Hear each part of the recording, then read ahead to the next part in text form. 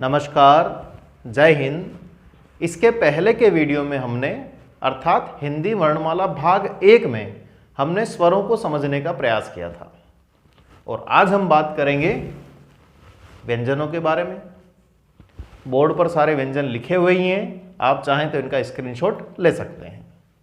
अब जो बोर्ड पर व्यंजन लिखे हुए हैं इनके ऊपर मैंने संख्या लिखी हुई है 1 2 3 4 5। ये संख्या आपको लिख लेनी है और अच्छी तरह से ध्यान रखनी है। और इस संख्या का अभिप्राय केवल यहां तक है, बस 1 से 5 तक की संख्या का नीचे कुछ लेना देना नहीं है। जब हम आगे इन व्यंजनों का वर्गीकरण करेंगे तब जब मैं कहूं 1 नंबर तो 1 का मतलब ये, मैं कहूं 5 नंबर तो 5 का मतलब ये, यानी क से लेकर प तक 1 नंबर, ख से लेकर फ तक 2 नंबर। तो इस तरह से नंबर आपको ध्यान रखने हैं। आगे व्यंजनों के वर्गीकरण में नंबर बहुत काम आने वाले हैं। पहले हम इन व्यंजनों को समझने की कोशिश कर लेते हैं। ये 25 व्यंजन हमारे सामने हैं, क से लेकर म तक, क ख ग घ ङ, च छ ज झ झ ञ, ट ठ ड ढ ण, त थ द ध न और प फ ब भ म। साथ में इनके साथ में मैंने 2 अलग से कोष्ठक में लिखे हैं। ये कोष्ठक में लिखने का कारण ये है कि ये जो 25 व्यंजन हैं, ये 25 व्यंजन तो संस्कृत से हिंदी में वैसे के वैसे आ गए। ये स्पर्श व्यंजन कहलाते हैं, आगे मैंने लिखा हुआ स्पर्श व्यंजन। तो ये स्पर्श व्यंजन संस्कृत से हिंदी में ज्यों के त्यों आए हैं, लेकिन हिंदी के अपने 2 व्यंजन और जुड़े हैं, ड़ और ढ, जिनके नीचे बिंदी लग रही है। बिना बिंदी वाले संस्कृत के हैं और बिंदी वाले हिंदी के अपने व्यंजन जुड़ गए हैं। इसलिए आगे मैंने लिखा 25 + 2 = 27। अगर कोई पूछे हिंदी वर्णमाला में स्पर्श व्यंजन कितने हैं तो आंसर आएगा 27। और हिंदी वर्णमाला में मूल स्पर्श व्यंजन कितने हैं तो 25। ध्यान रखें, मैं स्पर्श व्यंजन की बात कर रहा हूं, व्यंजन की नहीं। फिर इसके आगे हम बात करते हैं य र ल व। ये चारों भी व्यंजन ही हैं, लेकिन इनको हम कहते हैं अंतस्थ। इनकी संख्या कितनी है तो आंसर है 4। फिर उनके नीचे हम देखते हैं श श स ह, इनको हम कहते हैं ऊष्म और इनकी संख्या भी है 4। और उनके नीचे मैंने लिखे हैं संयुक्त, लेकिन आगे संख्या नहीं लिखी है। तो उसका कारण यह है कि ये संयुक्त हैं, 2 से मिलकर बने हैं। जैसे हम क्ष की बात करें तो क्ष किससे मिलकर बना है, क और षटकोण के श से। त्र किससे मिलकर बना है तो त और र से। इसका मतलब ये सारे संयुक्त व्यंजन जो हैं इनमें से ही किसी 2 वर्णों से मिलकर बने हैं, इसलिए इनको गिना नहीं जाता है। ये तो शुरू से चलन हो गया है वर्णमाला के साथ लिखने का, क्ष त्र ज्ञ, और आजकल आ गया है श्र। इसी तरह का व्यंजन ये भी है द्य, ये भी है द्र। तो अगर संयुक्त व्यंजन लिखने हैं तो फिर इनको भी लिखना पड़ेगा।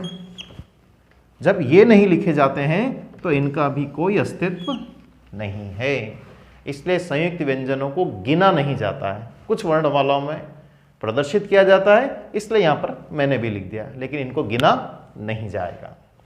इसी तरह से नीचे हैं आगत व्यंजन। आगत मतलब दूसरी भाषाओं से आए हुए। तो जैसे फ है, फ के नीचे बिंदी, ग है तो ग के नीचे बिंदी, ज है तो ज के नीचे बिंदी। तो ये सारे वो वर्ण हैं जो उर्दू में प्रचलित हैं। ये अरबी, फारसी, तुर्की के शब्द जो हिंदी में चलते हैं और उनका उच्चारण करने के लिए हम नीचे बिंदी लगा लेते हैं, लेकिन इनका अब कोई मतलब नहीं रह गया है। जैसे गबन लिखते हैं तो गबन में ग के नीचे बिंदी आती है, लेकिन हम बिंदी नहीं लगाएंगे तो भी उसको गबन ही कहा जाएगा, अर्थ का भ्रम नहीं होगा। लेकिन ये जो ज है, ज को आगत व्यंजन के रूप में मानना पड़ेगा। क्यों? क्योंकि जब हम राज लिखेंगे इस तरह से तो इसका अर्थ होगा रहस्य, लेकिन जब हम ज के नीचे से बिंदी हटा लेते हैं तो इसका अर्थ हो जाएगा शासन। राज यानी शासन, यानी कि बिंदी लगाने और न लगाने से अर्थ में परिवर्तन होता है, इसलिए इसको हमको स्वीकार करना पड़ेगा। लेकिन चूंकि ये आगत है, जैसे आगत स्वर था आ, ऐसे ये आगत व्यंजन है, इसलिए इसको वर्णमाला में गिना नहीं जाता है। एक बात यहाँ पर खास ध्यान रखने की है कि व्यंजन भले ही मैंने पूरे पूरे लिखे हैं, लेकिन ये मूलतः आधे ही कहलाते हैं। आधा क, आधा ख, आधा ग, आधा घ, आधा अंग, ये सब मूलतः आधे आधे ही हैं। और इनको आधे रूप में व्यक्त करने के लिए इनके नीचे हल चिन्ह का उपयोग किया जाता है, जो मैंने नहीं लगाया है। लेकिन आप ध्यान रखें, ये सब आधे आधे ही हैं। इनमें जब स्वर मिलेंगे तब ये पूर्णता को प्राप्त करेंगे, अन्यथा वर्णमाला में ये सब आधे रूप में ही पहचाने जाते हैं। परीक्षाओं में सामान्यतः एक प्रश्न आता रहता है कि हिंदी वर्णमाला में वर्णों की संख्या कितनी है। तो कितनी है और किस आधार पे, बोर्ड पे हमारे सामने लिखा हुआ है। वर्णमाला का मतलब क्या है? ये वर्णमाला। तो वर्णमाला किसे कहते हैं? स्वर, स्पर्श व्यंजन, अंतस्थ और ऊष्म। तो स्वर कितने हैं? 11। स्पर्श व्यंजन कितने? 25 + 2 27। अंतस्थ 4, ऊष्म 4। और जब हम इन सभी को जोड़ देते हैं तो योग होता है 46, अर्थात 46। अब परीक्षा में प्रश्न आता है कि हिंदी वर्णमाला में वर्णों की संख्या कितनी है, तो इस आधार पर 46 होता है और 46 आंसर ही सही माना जाएगा। लेकिन समस्या यह है कि अभी जो सरकारी स्कूल में किताबें चल रही है, राजकीय विद्यालय में जो किताबें चल रही है, उनके अंदर वर्णमाला की संख्या लिखी है 44। उन किताबों में इसको स्वीकार नहीं किया गया है। ड और ढ बिंदी वालों को वो स्वीकार नहीं कर रहे हैं, फिलहाल नहीं कर रहे हैं। भविष्य में करना पड़ेगा, क्योंकि दोनों बिंदी वाले वर्ण हिंदी के अपने वर्ण हैं। ये 25 व्यंजन तो संस्कृत से हिंदी में आए हैं, लेकिन 2 हिंदी के अपने वर्ण हैं। इसलिए यहां पर प्रश्न 2 तरह से बन सकता है कि अगर पूछा जाए हिंदी वर्णमाला के मूल वर्ण कितने हैं, तो आंसर होगा 44, क्योंकि ये मूल वर्ण है। लेकिन हिंदी वर्णमाला में कितने वर्ण प्रचलित हैं, तो आंसर होगा 46। अब दुविधापूर्ण स्थिति तो है, तो इसका फैसला यही है कि परीक्षा में अगर ऑप्शन में 44 दिया हुआ है, 44 दिया हुआ है, तो हमको 44 राइट कर देना है, क्योंकि सरकारी किताबों में 44 लिखा हुआ है। लेकिन 44 विकल्प में नहीं है, तो फिर हमको 46 ही राइट करना है। तो इसमें इतनी ज़्यादा दुविधापूर्ण स्थिति नहीं है। 44 लिखा है तो 44 को ही राइट करें, और 44 नहीं है तो फिर 46 राइट होगा। अब जिन संयुक्त वर्णों को हम गिन नहीं रहे थे, वो संयुक्त वर्ण हैं ये 4। नहीं गिनने का कारण क्या था, मैं बता चुका हूं। लेकिन परीक्षा में ये प्रश्न बनता रहता है कि वर्ण किन से मिलकर बने हैं। तो हमारे सामने है क्ष मिलकर बना है क और षटकोण वाले श से। त्र मिलकर बना है आदा त और आदा र। ज्ञ मिलकर बना है ज और ईय से। अब ये इसका उच्चारण ज और ईय और हम बोल रहे हैं ग, ज्ञ, तो थोड़ा सा अजीब सा है। लेकिन इसको केवल इस आधार पर समझना है कि हम ज्ञ जो बोलते हैं ये वास्तव में गलत है। इसको हमको बोलना चाहिए ज्य।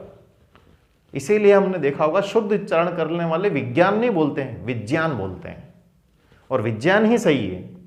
अगर आज के समय में हम विज्ञान बोलेंगे तो लोग शायद हमको गलत कहेंगे, लेकिन जो सही है वो सही है। तो ये ज्ञ जो मिलकर बना है ज और ईय से, और इसी आधार पर इसका उच्चारण विज्ञान होना चाहिए, ज्ञ होना चाहिए, ना कि ज्ञ। लेकिन ठीक है, चल रहा है तो चल रहा है। इसी तरह से श्र, तो श और र से मिलकर ये श्र बना है।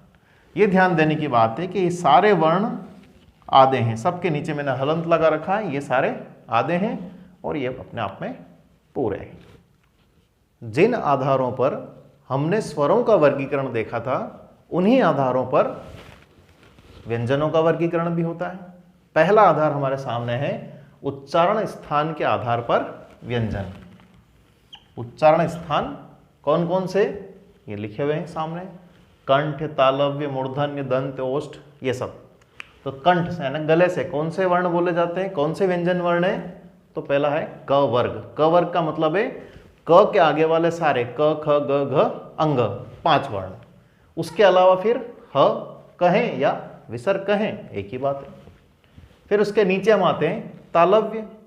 तालु से निकलने वाले वर्ण कौन से हैं, तो च वर्ग। च वर्ग मतलब च, छ, ज, झ, ईय, पांचों के पांचों, और उसके बाद य और श।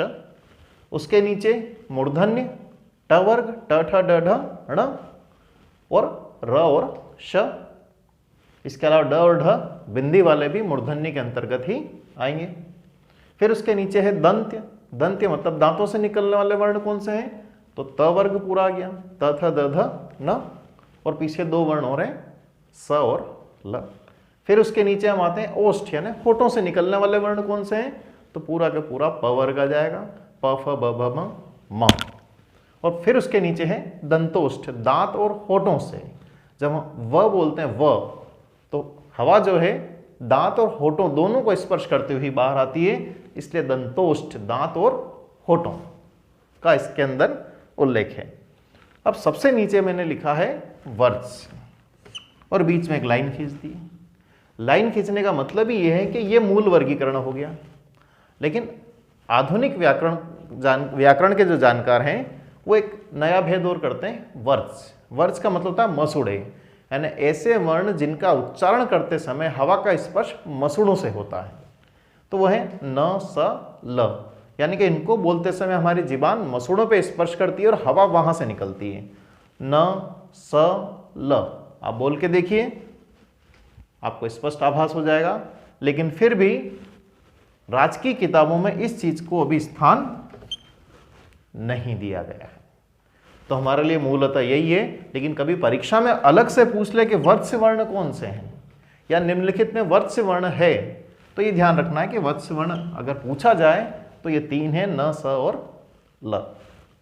व्यंजनों के वर्गीकरण का दूसरा आधार है उच्चारण प्रयत्न, अर्थात उच्चारण करते समय किस किस प्रकार के प्रयत्न करने पड़ते हैं पूरे मुख के अंदर हवा और जीवान के साथ, उसके आधार पर यह वर्गीकरण है। पहला है हमारे सामने स्पर्श। स्पर्श व्यंजन हमको पता ही है, क से लेकर म तक सारे के सारे, क वर्ग, फिर उसके नीचे वर्ग, उसके नीचे वर्ग, इस तरह से 25 व्यंजन है, वो सारे के सारे स्पर्श कहलाते हैं। इनको हम स्पृष्ट भी कहते हैं और स्फोट भी कह सकते हैं। फिर उसके नीचे हम आते हैं, स्पर्श तो है ही, लेकिन साथ में इनको संघर्षी कहते हैं तो इनमें से ही, लेकिन पीछे एक शब्द आ गया स्पर्श संघर्षी। संघर्षी इसलिए क्योंकि च छ ज झ इन 4 वर्णों का उच्चारण करते समय हवा को थोड़ा सा संघर्ष करना पड़ता है, थोड़ा संघर्ष के साथ बाहर आती है, इसलिए इनको स्पर्श संघर्षी कहते हैं। फिर उसके नीचे स्पर्श तो है ही, साथ में नासिक्य है, यानी कि वह स्पर्श व्यंजन जिनका उच्चारण करते समय हवा नाक से भी बाहर निकलती है। तो ये 5 है, अंग, इ, अण, न, म, यानी इन्हीं वर्गों के आखिरी वर्ण। फिर इसके नीचे आते हैं हम संघर्षी। अब ये स्पर्श संघर्षी है और ये केवल संघर्षी, स्पर्श नहीं है। तो ये 4 हैं, श श स ह। ये भी वही है कि जिनका उच्चारण करते समय हवा को बाहर निकलने के लिए थोड़ा सा संघर्ष करना पड़ता है, इसलिए हवा गर्म भी हो जाती है रगड़ लगने के कारण, इसलिए इनको ऊष्म भी कहते हैं। संघर्षी कहें चाहे ऊष्म कहें, एक ही बात है।